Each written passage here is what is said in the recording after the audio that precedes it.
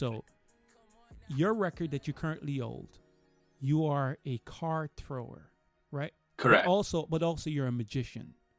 Hmm. Which came first, the magician or the card throwing?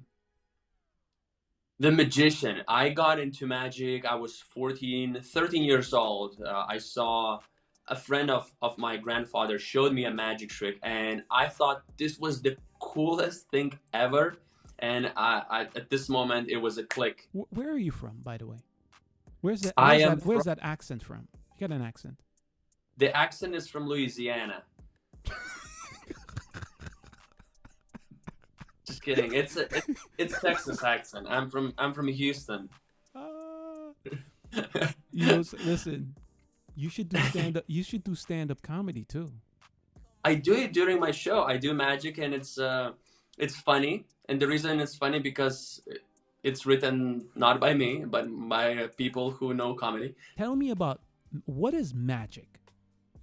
What is it? Is it tricks? Is it science? Break down magic for me.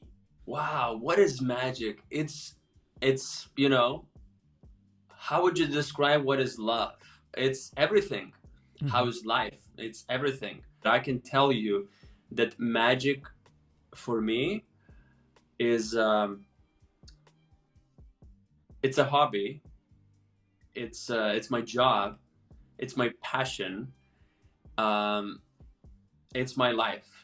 How much of magic is illusion honest, or all of it is just an illusion for a moment, tricking the mind and pulling at people's emotional cord? Well, it's all true because I make a promise that I'm gonna fool you, and then I do that. There's no lie.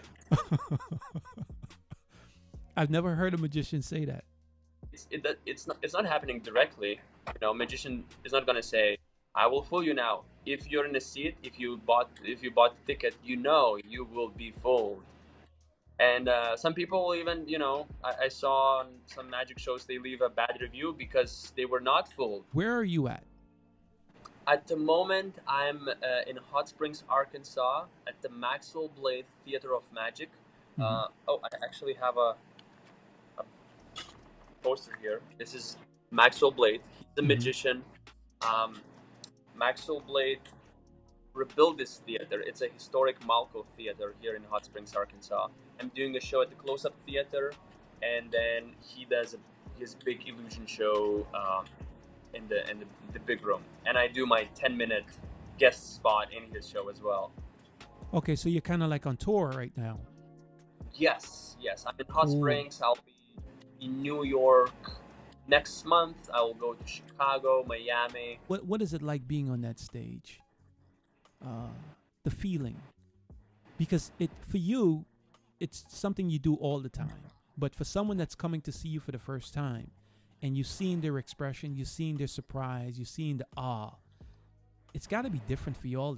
Every time is different, right? It never gets Yeah, it old. is. Never.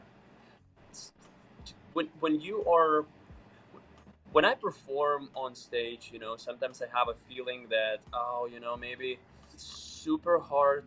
Like it's satisfying, it's rewarding, but sometimes it's really hard because we're all human. You're not always in a mood. You want to just keep it yourself, be with yourself, but you have to go and on the stage and entertain everybody. And it's crazy how energy works because when you're on stage and you hear all those people, happy and they're applauding, then you receive that energy, and suddenly you're like, "Oh, that was awesome." Uh, you're in Arkansas. You're doing some Correct. shows there. You're on tour right now. It's your goal to have a residency in Vegas. That would be huge for you. It certainly would say something about me and my career that it's.